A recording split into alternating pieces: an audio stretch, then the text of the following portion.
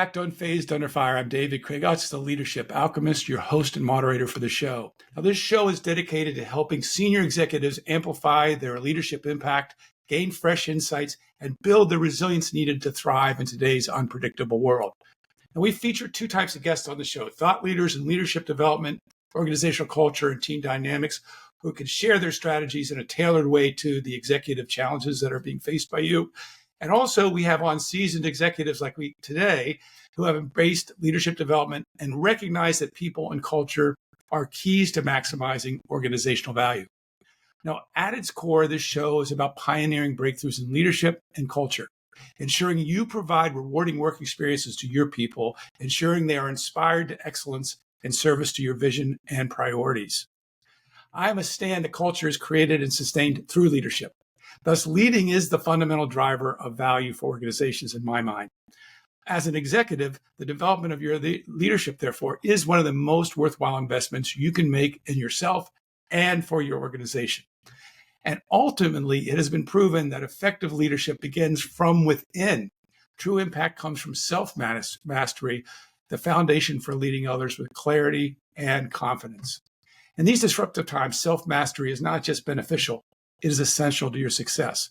When executives harness their inner resourcefulness, they lead from the inside out. They unlock the full potential of collaboration, which is the most powerful unifying force any organization can wield in service to high performance. Now, today we're joined by special guest, Jasmine Ahmed, and it is a great honor to have her on the show today. So welcome, Jasmine. Great to have you. Hi, David. Thank you for having me. You're welcome. So I'm just going to talk a little bit about you now. So Jasmine has a rich, diverse career in finance and digital transformation. She is known for advising executives on embracing disruption to shift the paradigm and unleash the power of human capital. And most recently, the focus has centered around advancements in emerging technologies. She gets the most joy from inspiring talent across all organizational levels to lean into the change surrounding us, to elevate ourselves and become the best version of ourselves. So we're in sync there for sure. And Jasmine started her career in management consulting with PwC, transitioned into corporate at Pfizer, and from there she spent time at several global organizations such as National Grid, Dentsu, News Corp, and most recently Coca-Cola. And her experience in each of these organizations shared one common thread: orchestrating the organization's journey towards its North Star. Now, Jasmine lives in New York City, where she's raising a 14-year-old daughter with her husband. And when you're not in the office, you're either coaching university students to transition into the workforce, or you're hopefully relaxing a lot with your family and having fun with them, right? And we met on LinkedIn, and I reached out to get acquainted. And we had a couple really deep conversations about organizational life, the impact leaders can have, and the critical importance of having people in the process of innovation and transformation. And quite frankly, I was blown away by your experience and knowledge that you have throughout your career. And I'm really looking forward to having this conversation. Did I leave anything out that you wanted to add there? David, I think you've I am flattered and happy to be here and happy to have a conversation. Let's go. Well, first of all, I really love it when I have an executive leader on, if they spend a little bit of time talking in your own words about your career journey. And you've had a very enriching one. And what drew you into finance initially public accounting, and how did that morph into a career in transformation? So that's a lot to ask, but we can start there. No. Thank you, David. I like to start off a little bit, because when people ask me, how did you get into finance?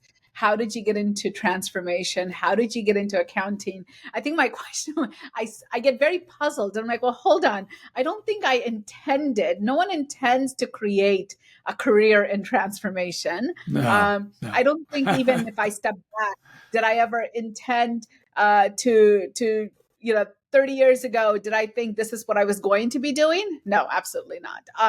But if I go back and then I start peeling the onion and I'm like, okay, where did this all come from? I go back into my childhood. And I think my childhood, as much as we underestimate our upbringing, it does, at least in my opinion, for myself, has had a lasting impact organically in how it's all into my career, into what I do for a living now. But just to give everyone a little bit of perspective, your audience, I am your typical first year immigrant growing up in the 80s in the US, where today in New York City, you see immigrants left, right, and center when you turn. Right, But you back sure in the do. 80s, in Northern Virginia, it was not the norm. It was not the norm at all. My parents, I was relatively young. English was not their first language. I was the oldest of 4 children. And I think when I reflect back, you grow up in an environment where change is what you're living with. Nothing makes sense. You're trying to bridge the gap between your household and when you step out of the house. You don't have any relationships. You don't understand the cultural norms. You don't have you don't have anything, basically. And I think just having that context and that upbringing in that environment that I had taught me to be resilient. And I think when I think about transformation was very much what I needed to do. Right. And what is transformation? Basically it's not change, it's going from point A to point B. Right. And I had to figure out, as I call it, yes, this is my point A. My point B is, how do I move forward? How do I and yes, I'm going to fall, but what can I do? I can get back up and try again, experiment again, and push forward and get creative, right? You're sitting there, you're trying to solve problems on your own, and you're getting creative, and one thing works and the other thing doesn't. And the most one story that recently that I used to just showcase the experimentation and exploring, which I think manifests itself in what we call change management and transformation in culture today, is at the age of 16, I had an opportunity to intern at the National Institutes of Health. And I knew very well that for a paid internship at an organization of that caliber and that pedigree, I had no relationships there. It was going to be extremely competitive. And I quickly recognized that they were going to have hundreds of applications. And my probability, if I just focus on the math, was slim to nothing. Right. So in my head, I'm like, okay, well, how do I break the odds? How do I work against the math and get at the top of the slot? And the creative at that point, 16-year-old me said that, you know what, I'm going to go to the library, the NIH library. I told my parents, can you just take me to the library? I went there and started researching some of the labs and some of the directors and looked at their work, pulled one out, read up on him, reached out to him, and I said, Dr. Such and Such, I love the work that you do on HIV, because it was a big hot topic back then. I love the work that you're doing on HIV. I would love it if I could come in and spend 30 minutes with you and get to learn about the work that you do. He welcomed me in. I learned about his journey. Very impressive. Had that experience. And then long behold, at the end, and I said, there's an internship opportunity. Would you mind, I would love to be able to spend the summer with you and learn more from you. Fast forward, I had the internship. And I look at that, and that's actually what today is, right? And that's what transformation is. It's about problem solving and getting very creative. So finished school, and after that, it's been very traditional, right? Like management consulting, going to Pfizer, from there National Grid and Dentsu and News Corp and WPP and now Coca-Cola. It's been a little bit all over the chart. But what I learned very quickly over the years from the very start is, one, be curious, don't stop learning, get creative, focus on your skills, and use your skills, your transferable skills, to pivot in every place that you go to and build and grow from it. And third, it doesn't matter if you have the best technology or the best innovation. It comes down to the people. And while personally it played a big role, my own development, my own growth, but I think it also became a part of my leadership culture as well, putting people in the center of it. Yes. Well, that's a really great story. I love how you got an internship. That's you have a little you develop some sales abilities along the way as well, and that along with that resilience, right? And Well, yeah. Go ahead. no, I love your annotation on sales. When it was several years ago, but not too back in the future. Someone made that I was in a conversation with a good friend of mine who has a very successful career in sales.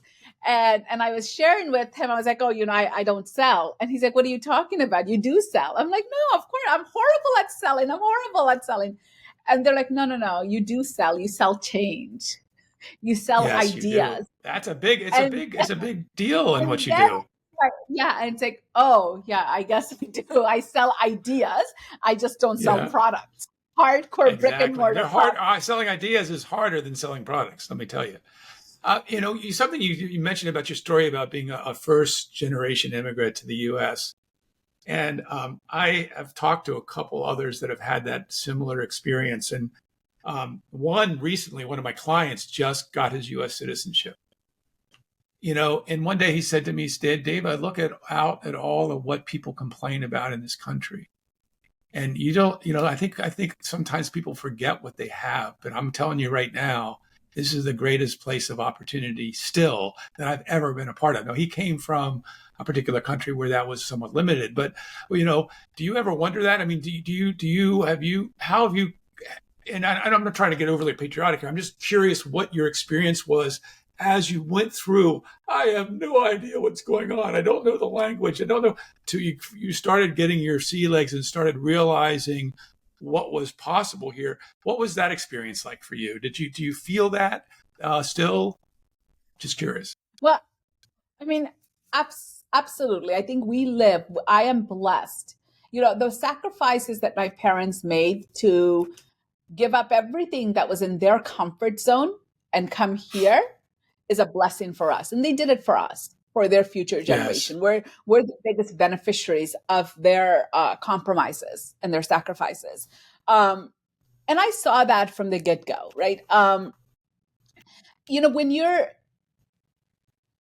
complaining, looking at the glass half full, looking at how brown the grass is, doesn't get us anywhere. Yeah, What exactly. gets us is you sit there and you're like, okay, what are Other the than deck of miserable, it cards gets that you miserable. yes, right? Um, but actually taking the deck of cards that have been handed to you and you take a Right. look at those deck of cards and you say, well, how do I make the best use of them? How do I Yes. get the most out of the deck of cards that I have? And if I look at my transformation philosophy, that has actually been one of Informed it. those underlying philosophies that I have taken with me in every opportunity. It's like, well, okay. And people will ask me, they're like, oh, which company is better? Which industry is better? Is it the big? Is it the small? Is it the medium?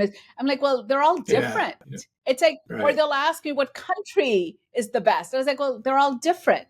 Right. You Right. take the most of what each piece of the puzzle has. And you ironically bring up a very, I religiously do not talk politics. Oh yeah. I'm In a not. never, but but because of your question as an immigrant, I'm I'm struggling to now stop myself. And so originally I'm from Bangladesh, and so I don't Wow. know if some of your readers I follow know what's some of the going on news over there. going Right. on in Yeah. Bangladesh, Tough stuff. right? Yeah.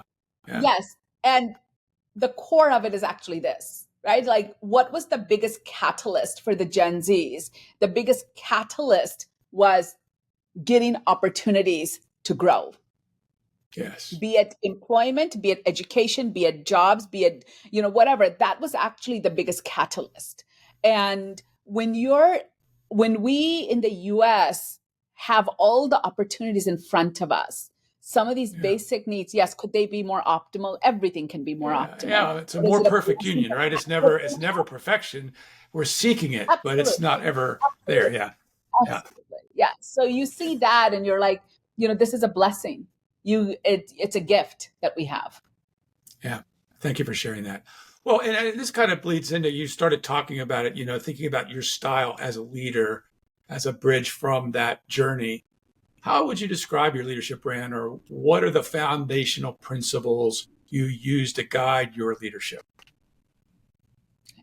So I'm a big advocate that as a leader, we have a moral responsibility and obligation towards the people that we are leading. Because after Yes. all, they spend more time on our teams and our organizations than they do with their own families, with their own loved ones. Right. And, people can have more or less resources, they can have more or less networks, they can have more or less of things. But the one thing that we don't have more or less of is time. Yes. And and time is one of the finite things that we have. And I truly believe that today, for example, the hour that I'm spending with you is basically an hour that I have shaved off of my life. Yes. Right. Thank you for So that. we as a leader, yeah, so we as a leader, I think it's a really good reminder for us. It's like, look, people are giving their time to us. Yes. Yeah. So when someone gives us their time, we have a responsibility to understand and appreciate what are their aspirations, Yes. what gives them the most joy, what gives them the what helps them become better versions of themselves, what are they looking to get out of life as individuals, because we are ultimately at the end of the day individuals and a collective group. And as Yes. leaders, then, how can we take that time that they're giving to us, our teams, our organizations, to also be mutually beneficial to them in helping them get closer to their aspirations? Right. That's something that's very near and dear to my heart. And I don't take it for granted one bit that any one person who gives me their time, I don't take that for granted at all. It's a blessing. Yeah, it's really beautifully said. I mean, to me, the leaders are under, it seems to be more and more pressure than I've ever seen before. I've never seen executives more busy. I don't know if this is just me, but I work with a lot of executives. And it seems like finding even time used to be that executive coaching was an opportunity to force reflection. And now sometimes it's a challenge even to choose to work with a coach, because that's an hour of my time a week. Plus, you're going to ask me to do something in between sessions that I have to reflect on. I mean, that's another hour. That's 2 hours a week, and I don't know if I have the investment of that. Right? And yet you're right. The people that come to work for you, you're under pressure to produce results, obviously, to generate value for the company. Right. But you also, I remember one executive saying, he was at a wedding and watching the father give away a bride, and he just was this recognition. I've got people coming to work every day. I can either create an opportunity for them to go home and kick the dog, or I can have an opportunity to take the pressure off them, give them something inspiring, and go home and love his or her family up, right? And I have an opportunity to actually have impact, depending on how many direct reports I have, on 7, 8, 9, 12 lives that are directly impacted by me. And Right. the people that really blossom into leadership, I find, are the ones that get that. They recognize that their people are precious, and that they are giving them time. So I really appreciate you saying that. No. And I think, I'm going to, Yeah. yeah, go ahead. You want to say something else? No. Isaac, it just, when you have someone who comes back and says, Jasmine or Dave, I really appreciated this that you did for me, or I really appreciate that you empowered me to go from point A to point B. Those are the stories we remember the most. And those are the stories that we keep close to our heart the most. Yeah, they absolutely are. And we can talk about many organizations that kind of give lip service to the value of people and culture. Yet I know you're fully dedicated to it. And a lot of the companies that I work with, they're to certain different degrees dedicated to it. But when we spoke, prepare for this podcast, you had a very honest take on culture that I love. And it kind of bleeds back to something you said earlier about You have to make the best of what you got, indicating that, that one of the things is you have to make sure that the people that are being infected by the change in a change process are essential to include in the process. And I know it's an obvious question, but can you say more why it's important to include those that are most affected by the change process? Because sometimes I feel like there's second thought in a lot of times cases. That's the problem, right? That is the biggest problem. We believe that we want to deploy some technology and we're going to get the world's best project PM and the best implementation strategy, and we're going to build the solution and we're going to go live with it, and people will just use it. Right. And when you take that approach, that's one approach you can take, but that approach is not why we do it. To create value in anything that we do, it's people creates value. Yes. And people create value based on how they think and how they act. And it's both sides of it. You have to think it and then you have to action it, right? And that's how human beings create value. Now, if I want people, yes, go ahead. No, I was saying, and in between that, which is essential, sometimes people don't get it, it's conversations that link those two together. Thinking, conversation, execution, right? And it's the conversations we have with people and how we have them with people that affects both how they think and how they act, right? Right. And then you have to it has to be, it has to emotionally resonate with people as to why. And so I'm a big advocate that even when you are pulling together your strategy, even when you're defining your North Star, talk to the people who are going to be impacted by that. Help them get their input and co-create that North Star with them. Right? And what is the value when you do that? What is the value for you in the change process? How does that impact the change or the transformation process that you're in?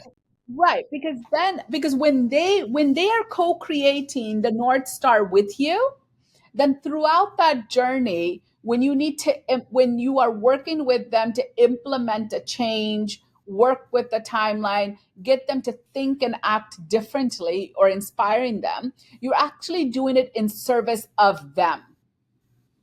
Right. And their needs and their aspirations. You're doing it because collectively as a group, you believe that that's the best thing for them as a team and as individuals. And there's ownership and commitment at the grassroots from the get-go. Right? And that's quite important.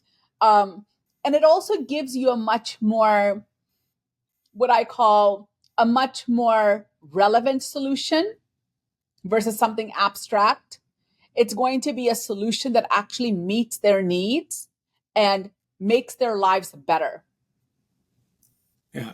And if they're actually going to be implementing the process or the change or the procedure or whatever you're changing, it's like to me the metaphor of somebody that one of my colleagues says is collaboration is about getting in the same boat, rowing the same direction, and that means that people have ownership of the direction too. That there's ownership in the direction, and that provides a much smoother and effective actually implementation of the change, right? As you pointed to, yeah. Right. And then you truly get to realize the value, right? Because I think we hear time and time again that the data point on transformation initiatives not being effective and delivering the business outcomes we were looking for, or the ROI was shortchanged. And when you peel the onion, it comes down to because we did not include the human element of it. We did not do the change management. Change management was an afterthought. And you think sometimes people get overly enamored with the shiny object of the ROI or the result, and they lose track of that. Is that what sometimes happens? That we just need to get this done and move this project forward and get to the deadline and make it happen. Is there any truth to that, you think? you sit there. I think like the natural. Let's take digital because that's very front and center, right? Right. Digital solutions. We have to be respectful that digital solutions are tech solutions. They are very engineering focused solutions, right? They're technical solutions, Right. and implementing a digital solution requires a robust project plan. You have costs associated with that implementation. You need to there's codes to build, there's infrastructure to build, there's data to migrate, etc. And the list goes on. Mhm. But that's not the only thing that's on the project plan. The project plan, while it may have calculated another mathematical calculation of what the ROI is, the human element of it, we don't do enough to lean into our EQ muscles to say, okay, well, what is it going to take for people to go from point A to B? And how do I incorporate those key priorities into my project plan? And that goes way beyond training and communication.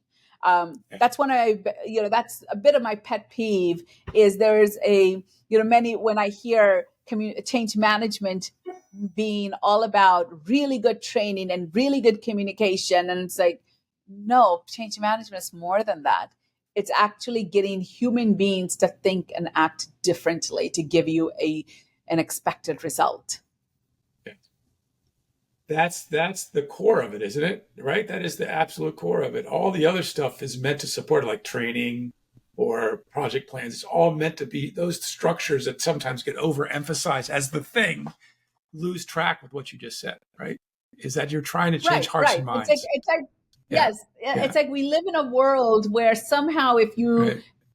if you communicate to people that you need to jump and you show people how to jump, then people will just jump. And it's like, no, people need to understand they need to be comfortable. They need to think a certain way, and then they need to want to do it when you're not in the room. Yes, exactly. Exactly. Yeah. Well, in speaking like magnifying value creation and results, I mean, the factors that have the most impact on, magnifying results and value creation, I said at the top of the podcast, which is light leadership, culture, and emphasis on collaboration. I mean, if those are put into place as the emphasis and all these other ingredients are then magnified or used, the training will go better. The project plan will go better. You'll know And what something you will know what to train them on. you'll know what to train them on and what not to train them on, what to waste your time on or not waste your time on, right? Yeah. Yes. And you said another thing when we were preparing for the call that I really liked that you also again pointed to at the top, which is this refreshing view of culture, that there's no one culture that is best. You added that what No. organizations need to do a better job is stepping back and bringing a more future focus to their culture, asking themselves where they head in the future and what culture is best to meet that future. And I think one of your favorite quotes is Wayne Gretzky's quote of skate to where the puck is going to be versus where it's been, right? Can you say a little bit more about what you mean by stepping back and how do organizations assess the culture to meet future needs?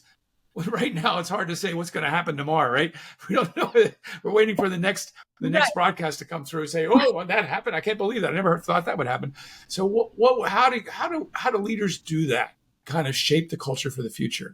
If you can talk a little bit about that. I think because we go straight into I think traditionally when we look at our talent and when we are measuring performance, I think many organizations, even though I'm starting to see a shift in this, is traditionally, historically, it's been about, did you meet your KPIs?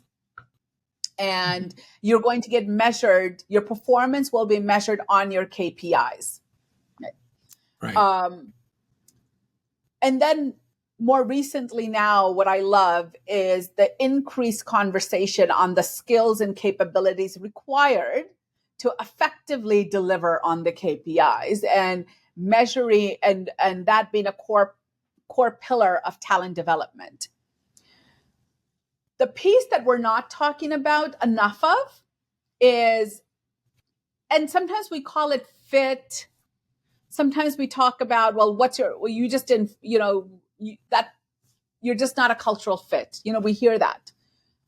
But, and we hear bits and pieces of it, but in a much more structured manner. I think we as leaders, what we owe to ourselves and our organizations is to say, well, where are we as an organization? Where do we want to be as an organization? Yes.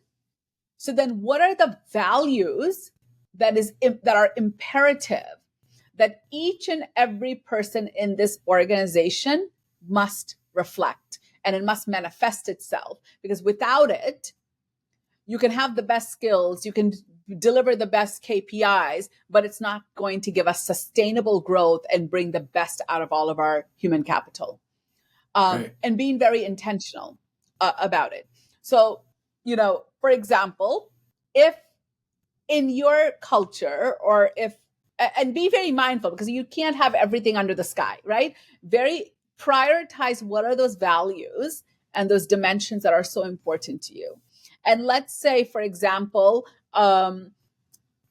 curiosity is an important value for your organization that everyone should be demonstrating. Then not only articulating that, but incorporating that into your people routines, in the way you manage performance, in the way you empower everyone in the organization to hold everyone accountable to curiosity. And then going into when you're actually even attracting talent and going through the life cycle, are you assessing your candidates on curiosity? And I'm just using a use case example, but I do feel that that's quite important, because if you get the culture right, everything else becomes much easier, right? Absolutely. Like the famous saying on culture eats strategy for breakfast every day. It's very real. Because when you get those cultural values aligned and everyone lives and breathes it, then organically your intended outcome will naturally happen. You as a leader do not need to tell people what to do or what not to do, or they will be able to self-lead, and you can lead from the back. That's awesome. Well, it'd be great. I mean, I don't know if you think about a story where all this gets integrated. Now, you also talk about having to break down silos between departments or divisions or groups to also do that. So you have multiple groups in an organization that'll be affected by something. They're not always talking to each other, but you have to break those things down to kind of make sure you're getting to your North Star and getting the best, richest feedback you can to support you in that. Maybe you could, if you'd be willing to share, like, you can change the names to protect the innocent or whatever, but share a story that you felt that is a robust experience that you had, where it all came together in a way that, that kind of brings us what we're talking about together. Yeah. So I will share a story, but before I share that story, I think this is a common challenge that I hear everywhere about the silos, right? Everyone working in their silos. That's a cultural value, right? And if there you go, breaking down silos and collaborating and working with each other is a core dimension of your culture that you want to prioritize, right? Then make that happen. But stories to share. I mean, in many of my roles as a transformation leader, typically sitting in either corporate or head office type of setup, I'm already in an environment where I'm leading the change agenda for most of these large organizations have multiple business units. Yes. And some are bigger, some are smaller, some are stronger, some are more influential than others, right? Like it's not, and then even within that, you have domain expertise, you have technology, you have HR, you have finance, marketing, you have different dimensions, different domain and different business units. I think a common theme for me in multiple organizations, the journey, is keeping in mind that, and being very, very true to it, is I look at myself as more of a diplomat in the change journey. And what I mean by that is, if I want to keep my credibility as someone that every brand and every function can trust as their transformation advisor, then I need to ensure that in whatever solution, whatever idea, whatever problem we're trying to solve for, everyone has a voice at the table. And yes, this will take us longer. Yes, it will be more painful, but it pays back dividends in the long run. So, if it was, if it's an organization where I'm helping them build out their technology roadmap for the future, ensuring that both technology and finance have a seat at the table from each and every brand, and everyone has a voice on their needs, their points of resistance, points of contention, helping everyone feel comfortable that they can put all their cards out on the table. I am not going to judge them. But if they want me to be their advocate, if they want me to represent their views, then I would need everyone's voice. I need them to be transparent. I need them to share. And when you do that enough times consistently, people realize that you're not here trying to push your own agenda. Right. And you are actually there to pull together an agenda that everyone can feel it's theirs, and they have an equal voice. Now, will they have to compromise? Of course they will have to compromise. Everyone has to compromise. That's life. But I think what's more important for people is that they have a voice and they're being heard. Well, this goes back to your comment of facilitating the journey to the North Star, but everybody has input into what that input, not only how to get there, but input in what that ought to be, because they're closer to the front lines most of the time, many times, right? They understand the impact of the change. And so, yeah. So anything else on that, or I'd love you to have to share a story if you could. I did lean into a story on the tech roadmap, on the technology. Okay, good. Perfect. If you felt like I did that, we could leave that there. Yes. You did a great job. We'll leave it there. So you also said, but and I look at the issue of transformation, the transformation that you facilitate, and it looks so complex. But you said that it's not as hard as everybody makes it out to be. Can you say more what you mean by that? Because it seems like you're bringing all these people together, and there are challenges. I'm not saying there aren't challenges, but I was just curious if you'd follow back up on that comment we made when we were talking last time. Yes. So transformation is hard because change is hard, right? Like, we are creatures of habits, number one. That makes it hard. And if you have 10 people in a room, 10 people are creatures of habits in their own right. That's what makes it hard. That's true. Right? And when you're trying to break those habits and create new habits that are more unified, what that requires us to do, everyone to do, is compromise. Come to a common place where everyone has a little bit of compromising to do. I haven't been in any transformation journey where one person got everything and one person had to compromise all the way, right? Everyone has to compromise a little bit. I think it becomes simpler and easier when you can, as a collective group, rally behind where those points of unity will be and where those points of compromise will take place. And how do you take practical, pragmatic steps to address any hurdles or roadblocks that may fundamentally, for lack of better words, cripple someone, right? Or hinder their ability to get their job done. How do we address that? I think once you address those hurdles and those roadblocks, and this could be something as simple as their stakeholders. You need to help their stakeholders buy into the idea so they can buy into it. It could be they need a specific, they've got a customer with a specific need that needs to be addressed, or there's specific data that we need to obtain. Whatever those hurdles are, those are change hurdles. And really solutioning out what's the best practical way of addressing those hurdles and solving for them.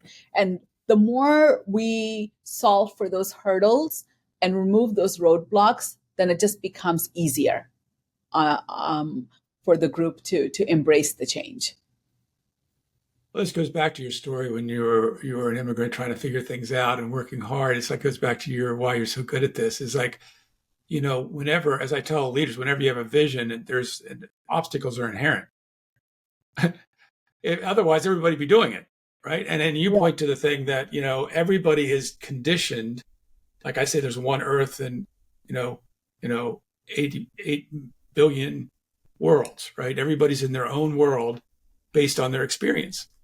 And that and everybody's got to get that they have to compromise. Number one, everybody has to understand that up front. That's one of the recognitions where everybody's going to have to give in a little bit. And we have to listen to each other. And we have to be willing to share what our concerns are, our stakeholders' concerns. And that's okay. We're going to run into some challenging conflicts along the way. And it's part of the journey. And that's what, is what you have to do to get from here to there. And that's the part that is probably the most challenging part. If you do that well, though, all the other pieces seem to go more smoothly, right?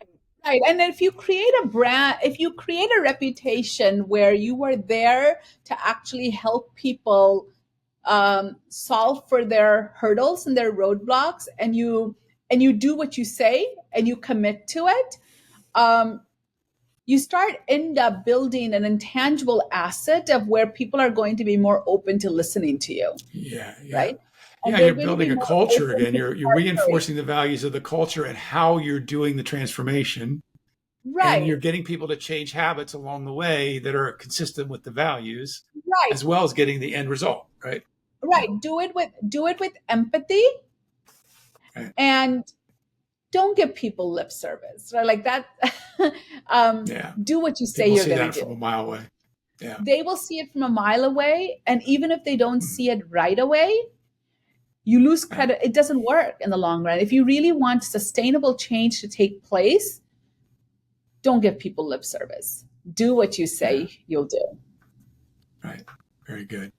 Well, I want to transition to a little bit because AI is a big thing right now, right? And it's affecting the transformation process. You're incorporating this. A lot of changes right now are happening around this emerging technology. What have you seen as early successes in its applications in the process of what you do? Is there anything you'd like to say about that, where AI is helping with this transformation? Is it taking off the stuff that allows for better conversations to happen between us because we don't have to worry about that? What exactly has been the effect and the impact and the positive impact of AI on this transformation process? Well, that's the $1 million question, right? Because I think it's completely in flight right now. So I would say it would be a little bit unfair for me to say that this is the impact it has had, right? But do I see the impact being instrumental? Yes. How quickly will it be instrumental? That will depend on our change journey as a society. Yes, for sure. Gen AI, this happened when RPA came to life as well. Everyone jumps on the shiny little toy. And I think RPA stands for RPA. What does RPA stand for? RPA, robotic process automation. Awesome. For those that didn't know it. Okay, great. I think the impact of Gen AI is far more pronounced than RPA, robotic process automation. But I think the change journey is also going to be even more pronounced. No,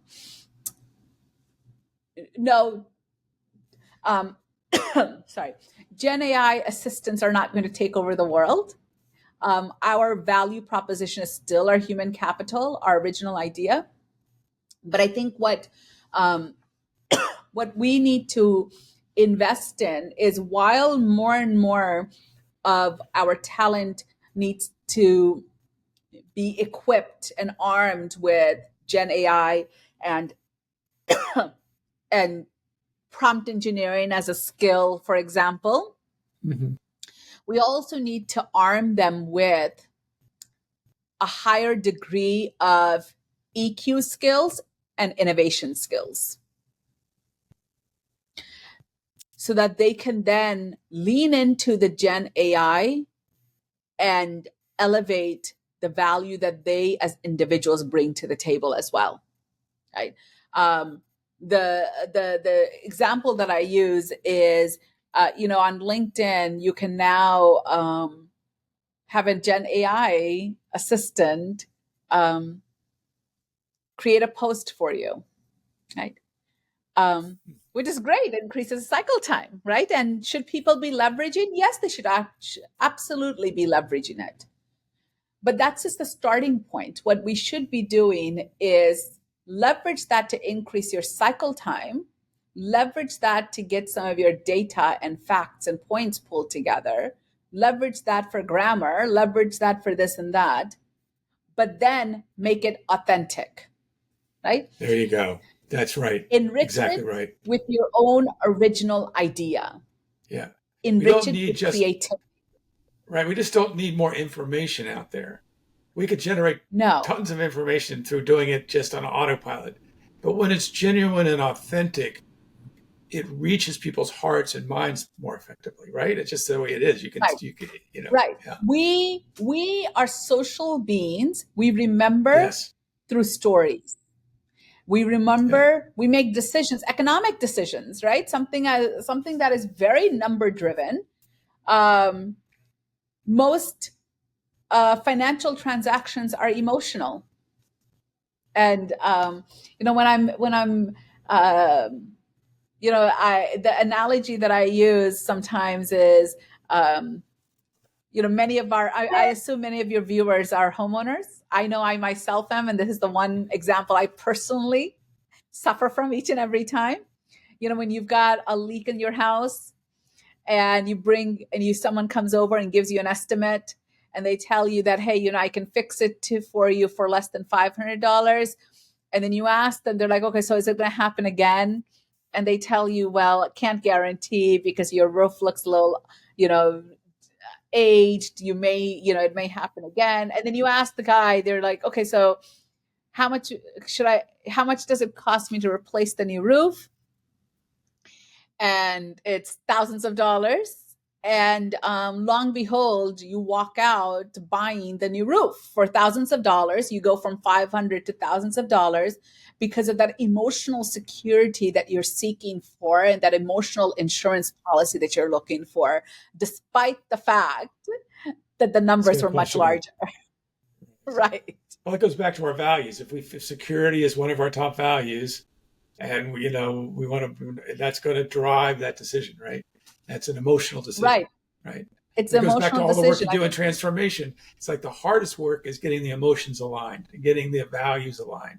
Once that happens, everything else is long as good. Or when you're trying to teach your child financial discipline, and you're constantly saying, well, do you really need it or do you want it?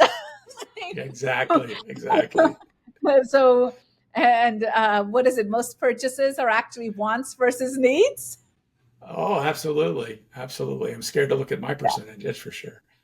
Do you, I mean, and this is a big question that everybody asks, but do you have any concerns about the rapid deployment of AI, how it's already out of the bar and it's affecting everything, how it might impact us? And If so, what do you think we have to do to kind of not put a tamper on the value it's providing, but also keep an eye on some of the dangers of it? My biggest personal concern is one, when it comes to elevating and rewiring our people and upskilling, not rewiring, I mean, but upskilling, helping our talent, that, and also some of the governance around it, be it within the organization or even outside of the organization. What is responsible AI? Yeah. What are the security rights? I think it's the more of the non-technical elements that we need to ramp up the speed of it. I think Elon Musk talks about the importance of getting ahead of regulation on it or supporting structures around it so that we can put some guardrails around to protect ourselves. Yeah. Right. And I get to, how do we get there? I do question whether digital strategy should be business led versus tech led. Because some of the things that I think we're falling behind actually sit outside of technology. Yeah, absolutely. You say a little bit more about that? Just a couple words. Right. So if you take digital literacy, right? So when a business solving for digital literacy, upskilling our talent to equip it, that is a business problem to be solved on how do we elevate our talent with more creative skill sets in a parallel to helping them become better at prompt engineering skills, for example, right? How do we as an organization ensure that we have the right policies and controls? How do we, as it relates to Gen AI, in our contracts and relationships with our customers and partners, how do we ensure that Gen AI matters are addressed with an appropriate level of risk, right? So that we can still reap the benefits of it. Yeah. So those are just some things that I feel like we have been falling behind and not keeping pace with the technology. And many of those activities have nothing to do with the technology itself, right? I guess they're not technology problems. They're business problems that need focus and need to be addressed. Yeah. Well, those outcomes should drive it, right? Absolutely. Well, right. This is just a couple more questions and we'll be wrapping up here. But, this is a big one. And, again, I'm asking you to kind of step into the territory of what do leaders have to prepare for the future. If you look at what we need from leaders in the future of leadership in organizations, what's the call to action do you think executive leaders need to be thinking about in their own development as leaders and their own impact as leaders that you see that we should start looking at that now? I don't know, maybe it's more of we have to take the real development of leadership more seriously and help people get to that in themselves so we have more people that are delivering and expressing that. But I just wanted to see what you would say about what do you think that is or those things are. I would say both leadership and people managers putting people development, talent development in the forefront. Getting away from a culture of creating people managers with limited people development skills. Yes. Hallelujah. Right? We don't live in a society where you can put people development secondary, talent development. Yeah. It's so true. So true. So true. Yes. That comes top of my mind. The second thing that comes top of my mind is we as leaders, and leadership in general, is being more authentic and living the values that we want our people to live. Yes. It goes back to the old saying that children do what they see their parents do, not what they're being told to do. Yeah. Well said. Both really on point. And again, it goes back to something I said earlier. I think sometimes executives are moving so fast to get to the Holy Grail that they miss what will help them have a good today or a good quarter or a good, year, and a lot of that has to do with nurturing that people side of the business. And Right. that will go, you pay me now or pay me later, as a lawyer say, you cannot do that. And then you're going to have more problems down the road. Or you could do that. Right. And knowing that the human, the ability to channel, focus, and inspire the human spirit gets more things done than any great plan. Right? Yes. You need a plan, but if you're overemphasizing the details and the tactics and all that, you're missing the boat. Because as a people, as you said so eloquently in so many ways today, are the focus, are the things that are going to get us there. Yeah. Right. Anything final words you want to add just to close out today and, just to feel complete in your sharing? I think for any leaders, it's yes, leaders more and more are strained. Time is difficult. But once you've made a choice to lead people, to manage people, you've taken on a responsibility. And with that responsibility, with that role comes certain responsibilities. Absolutely. And taking that responsibility to heart and very seriously. Yeah. Well said. Well, I want to thank you so much for sharing your insights with us today. About leadership culture, organizational transformation. It's been really such an enlightening conversation. I know our listeners gained a lot from you being on the show today. So really thank you for spending the time with me today. I really appreciate it. Thank you, Dave. Really enjoyed the conversation. Yeah. And I want to thank everybody for, I want to thank Jasmine again for coming and spending the time. This is really, really, really good. And thank everybody for tuning in as part of this journey with us. Your time and attention, the listeners' time and attention means the world to me. And if you found today's discussion valuable, I really would like to encourage you to share about the show. And you can see on the bottom of the screen, if you're watching this in video format, if you click that link, it'll take you to the share page for Unfazed Under Fire, which you can send to friends. It talks about the show and talks about the 16 different channels that we are currently presenting the show on, and hopefully will expand over time. And I really just, again, can't say enough about, people taking the time like Jasmine to come on these shows. We want to do them justice and, make sure that these gems that are shared get out to other executives out there. And I want to, again, thank you for everybody coming to listen to the show. Until next time, keep leading with purpose, making an impact, and focusing on your people, as Jasmine so eloquently shared with us today. And I hope you have a great rest of your day. This is David Utz, Unfazed Under Fire, signing off for now. Have a great rest of your day.